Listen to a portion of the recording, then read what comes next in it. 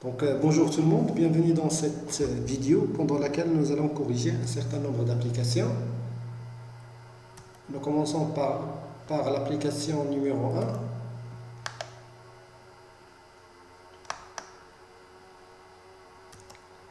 1. Prenons cette fonction de production qui s'écrit sous la forme Q est égal à 10LK.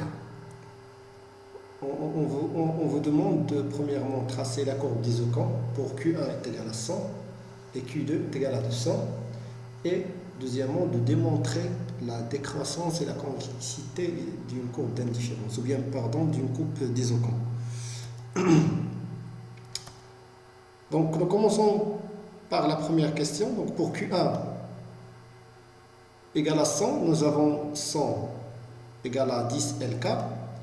Il faut donc trouver K en fonction de L pour tracer la courbe d'Isocan. Donc on obtient donc LK est égal à 10. Alors K est égal à 10 sur L. Nous allons par la suite présenter le tableau des valeurs. Donc si L est égal à 1, K est égal à 10. Si L est égal à 2, K est égal à 5. Si L est égal à 4, K est égal à 2,5. Si L est égal à 5, K est égal à 2. Si L est égal à 10, K est égal à 1. Pour Q2 égale à 200, donc nous allons adopter la même démarche. Donc nous avons 200 est égal à 10 LK, la fonction. Il faut donc trouver bien sûr K en fonction de L. On obtient LK est égal à 20. Alors on peut écrire K est égal à 20 sur L.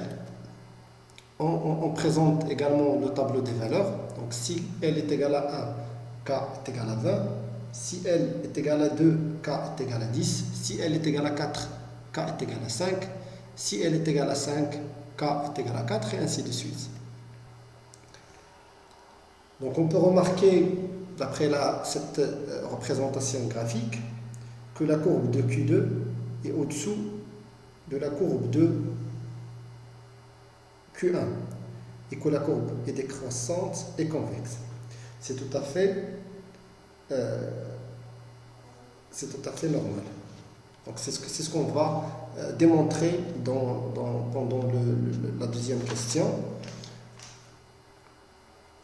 Et donc pour montrer que la courbe d'Isocan est décroissante, nous devons calculer la première dérivée. Cette dernière doit être inférieure à 0, c'est-à-dire négative. Donc la dérivée de cette fonction de la courbe est égale à moins 10 sur L au carré. Donc on sait que L au carré est positif. Donc moins 10 c'est une valeur négative. Donc le rapport elle est négative.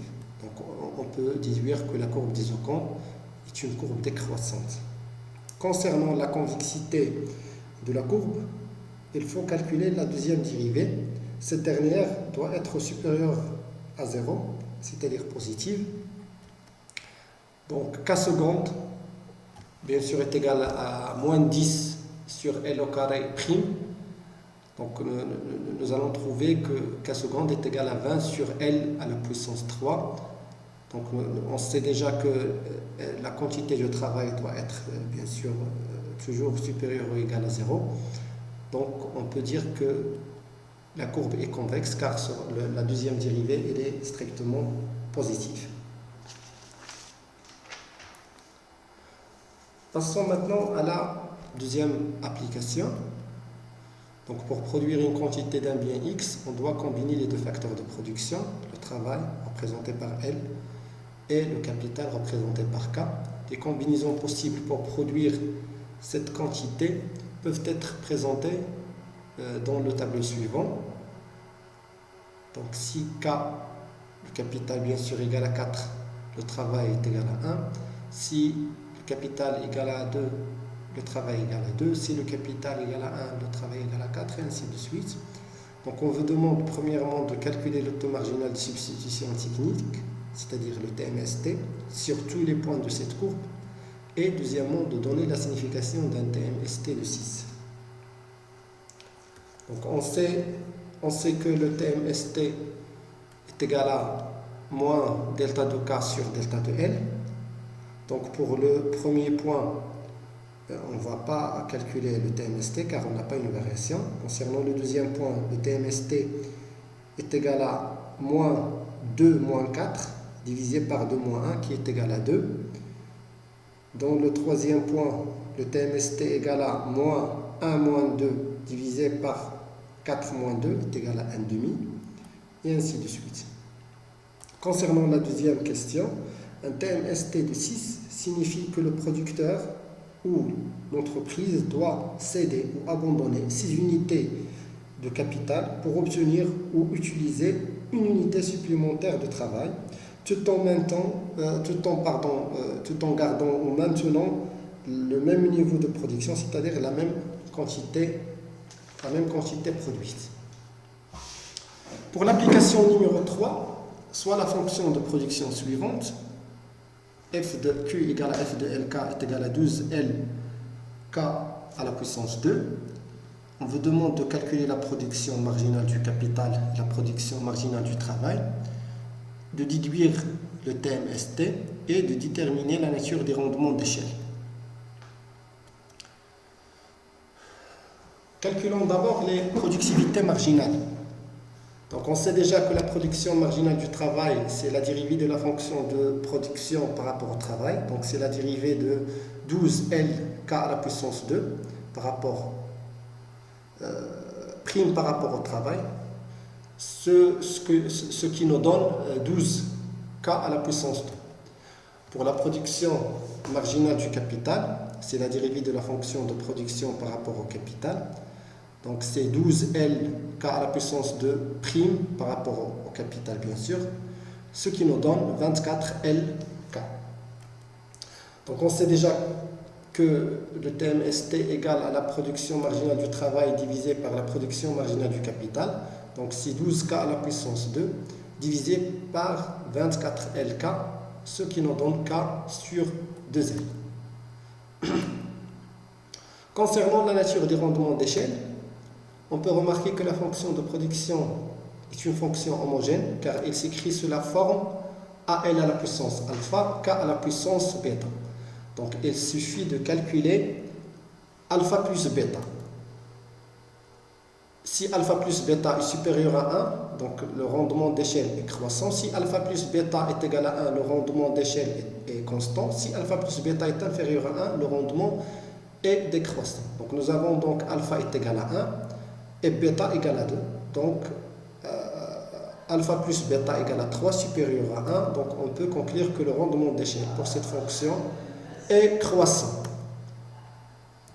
Pour la quatrième application, soit cette fonction de production qui s'écrit sous la forme Q égale à F de LK est égal à 5LK, sachant que le budget du producteur est égal à 100, P de L est égal à P de K égale à 2, on vous demande de déterminer la combinaison optimale en utilisant les deux méthodes, de déduire le niveau de production maximal, de calculer et interpréter la valeur du multiplicateur de Lagrange et de calculer et interpréter l'élasticité d'échelle.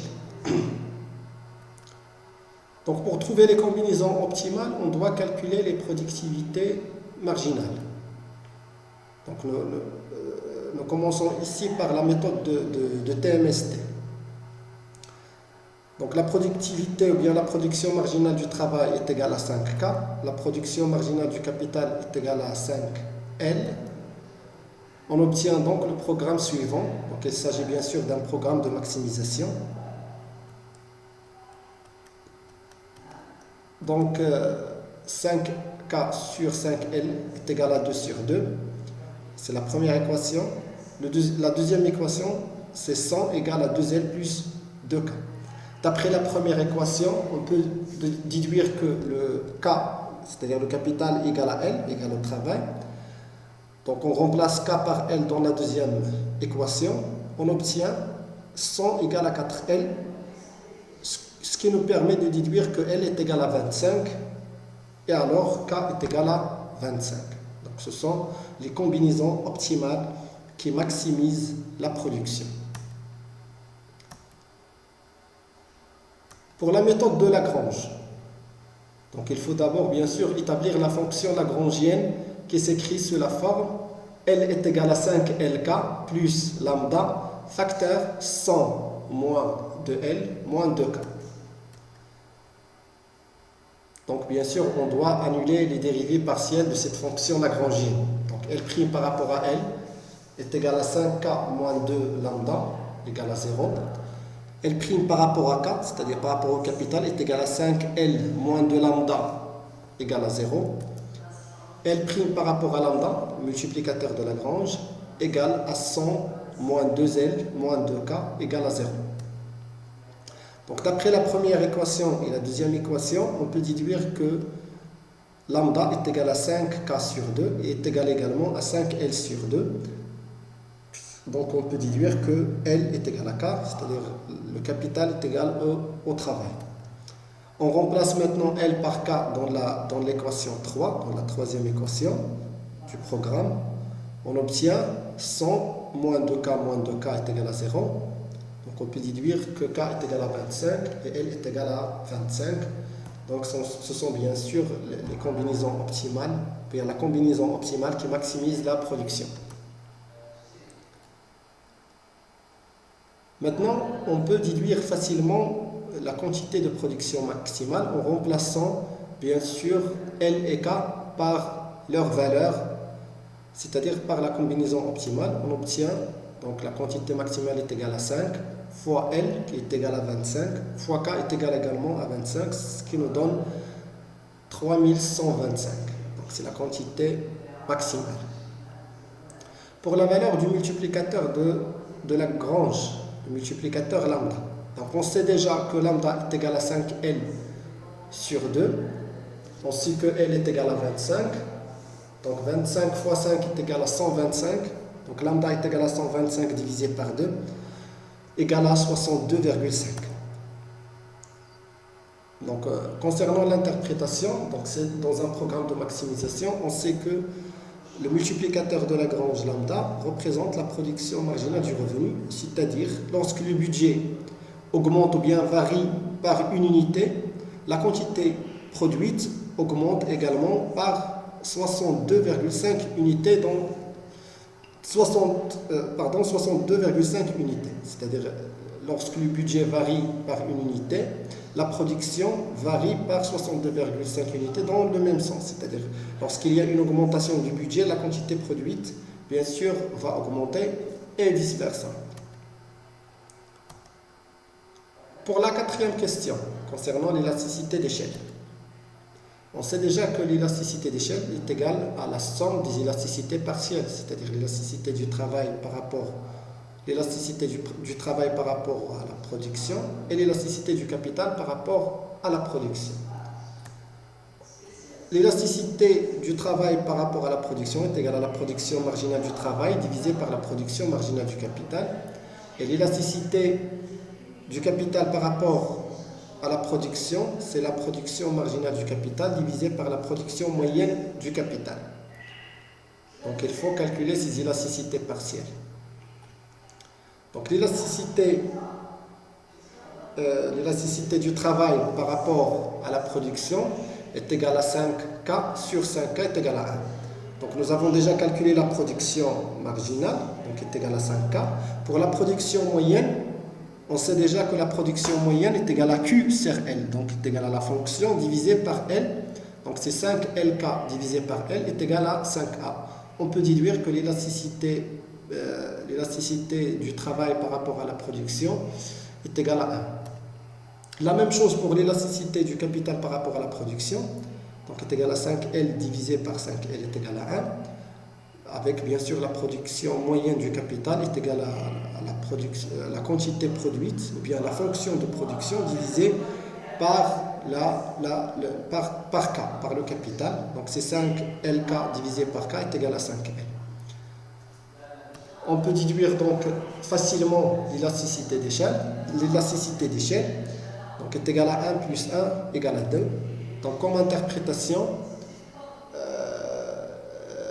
cette valeur signifie que si la quantité des facteurs varie par 1%, la quantité produite varie par 2% dans la même sens. C'est-à-dire lorsqu'il y a une augmentation par 1% de la quantité des facteurs de production, la quantité va bien sûr augmenter par 2%. Je vous remercie pour votre attention et je vous souhaite bonne chance.